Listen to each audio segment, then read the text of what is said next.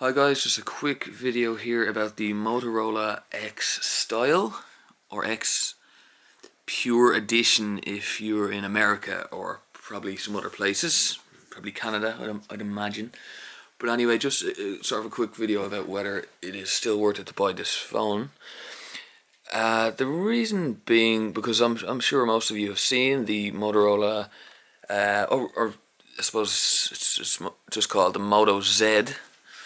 From Lenovo. It's kind of, as far as I understand, the first phone that Motorola have brought out under Lenovo, or at least under their full control anyway.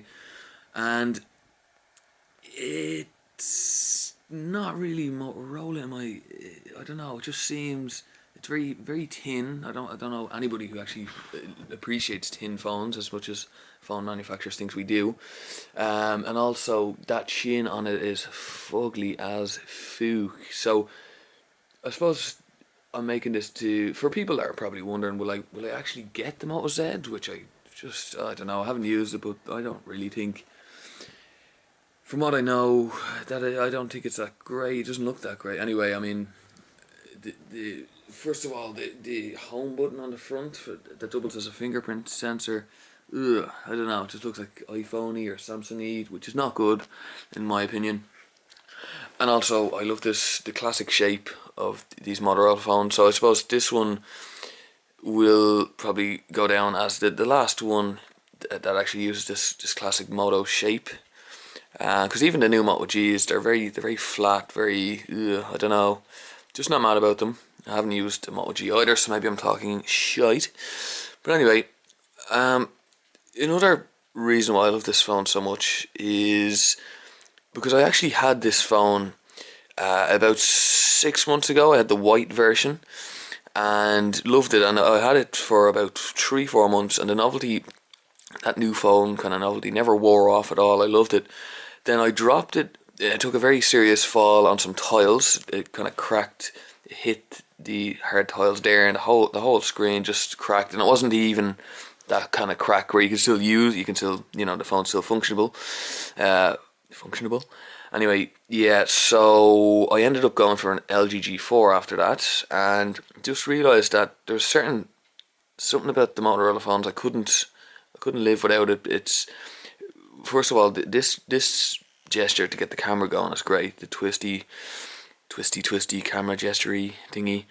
It's pretty cool. And also the chop for the flashlight. So you go like that and the flashlight comes on. It's not just the gestures, it's everything about it. It's the kind of feel in hand. I like that kind of ergonomic Motorola thingy they do. Also this kind of silicone, you can probably see it here, you've probably seen it before yourself. It's kind of a nice silicone feel. You've got your metal accents in the frame.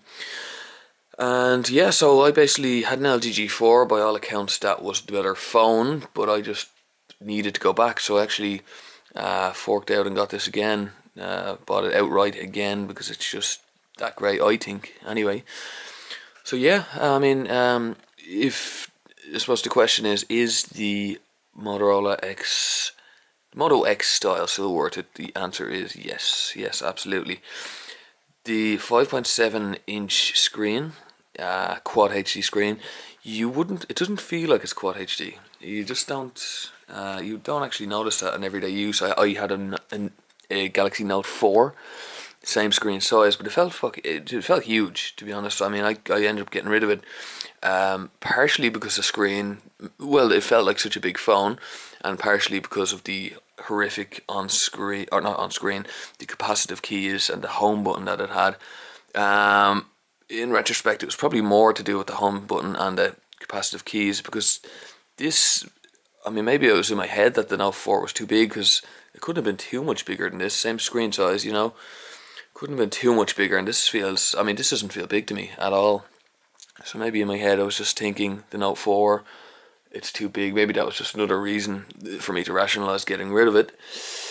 But anyway, and also, actually, can I just say, you might see in a lot of reviews about this phone, people saying that the camera it's okay. The camera's okay. The camera is great. I think the camera is very good. I had the LG G4.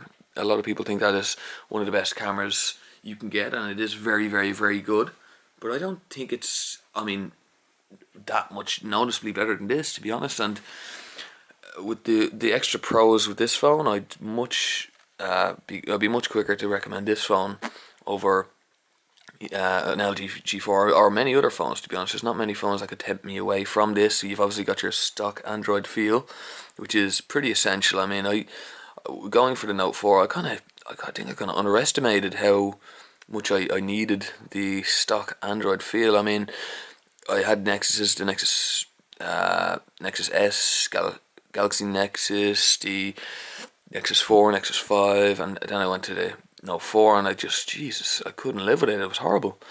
But anyway, you've got that here. You've also got something that I don't think I'll be able to move away from, this kind of glance display feature. So let's say you have it in your car, which I would, and you kind of want to check something, you just kind of go like that. So you kind of see the time, you see any notifications that are there. There are none there right now, so you don't get the point right now. But anyway, I would seriously recommend getting this phone. And yes, it's been out well over a year, I think, at this stage, and I'm not noticing any lag at all. It's perfect. It's as great as it ever was.